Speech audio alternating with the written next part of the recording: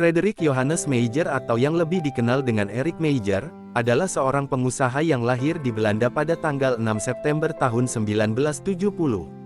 Saat itu, Erik bekerja di perusahaan telekomunikasi asal Belanda, yakni PTT.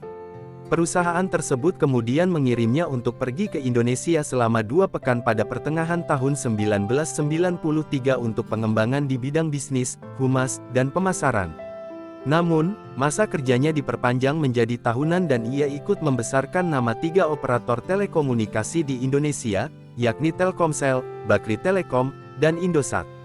Perkenalannya dengan Islam bermula dari obrolan yang sering dilakukan dengan pacar sang adik ketika berkunjung ke rumah orang tuanya di Belanda. Dari awalnya cuma sekedar membicarakan masalah-masalah yang umum, obrolan tersebut kemudian berkembang menjadi sebuah diskusi panjang tentang agama yang dianut oleh pacar sang adik. Saat itu adik saya berpacaran dengan orang Turki yang mayoritas beragama Islam. Dari dialah, saya banyak mengetahui tentang Islam.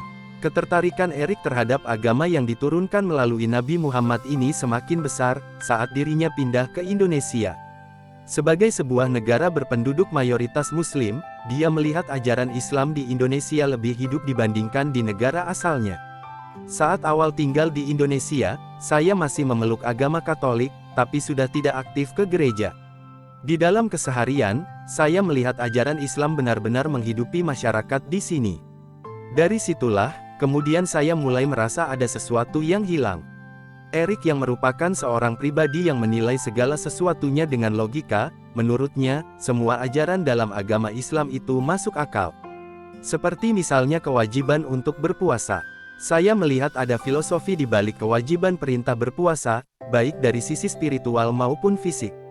Setelah beberapa waktu di Indonesia, Allah mempertemukan Erik dengan Maudy Kusnaedi yang di kemudian hari menjadi istrinya. Erik kemudian banyak dikenalkan kepada ustadz dan cendekiawan muslim di tanah air seperti Ustadz Othman Umar Syihab dan Nurholis Majid Cak Nur. Walaupun Maudy berasal dari keluarga pemeluk Islam, namun dia tidak pernah memaksa suaminya itu untuk berpindah keyakinan. Baginya, Maudy adalah sosok yang tidak suka menggurui. Istri saya hanya memberikan jalan dan peluang untuk mempelajari Islam lebih jauh.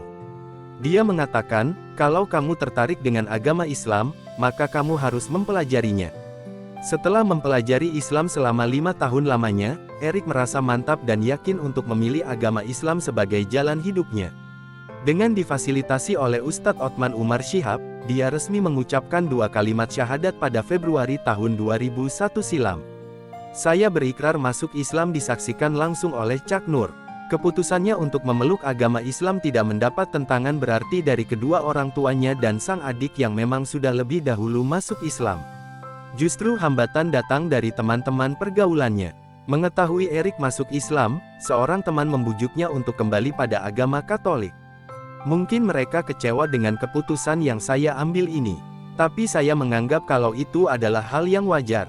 Kendala yang Erik temui pertama kali adalah perbedaan bahasa. Al-Quran yang menggunakan bahasa Arab, membuatnya kesulitan untuk bisa cepat mengingat dan menghafal bacaan dalam sholat. Begitupun dengan kewajiban sholat. Namun orang-orang dekatnya siap membantu. Terkadang saat sedang melakukan sholat, seringkali saya lupa gerakan berikutnya. Beruntungnya saya adalah, istri dengan sabar mau membimbing saya dalam menjalankan ibadah. Pak Arif Rahman pun demikian. Beliau bersedia menuliskan potongan-potongan surat Al-Fatihah dalam kartu ukuran kecil sehingga bisa saya hafalkan kapanpun.